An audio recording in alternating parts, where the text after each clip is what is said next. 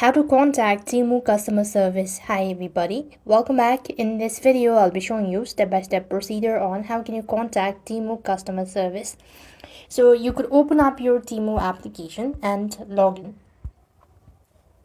So once logged in, you could go ahead and click on the use section from the bottom of the page, which is located right in center.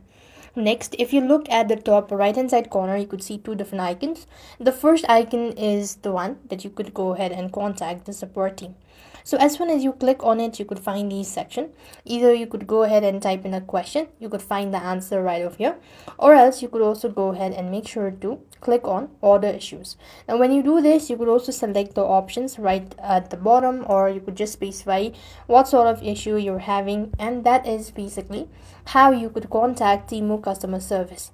So likewise, you could go ahead and explore other options as well, and you could also click on contact us at the bottom of the page, and it's gonna respond to you through an automated text, and then you could just go ahead and type in your information or the queries. So that's all. I hope the video was helpful. Make sure to like, share and subscribe. Thank you for watching. See you in the next video.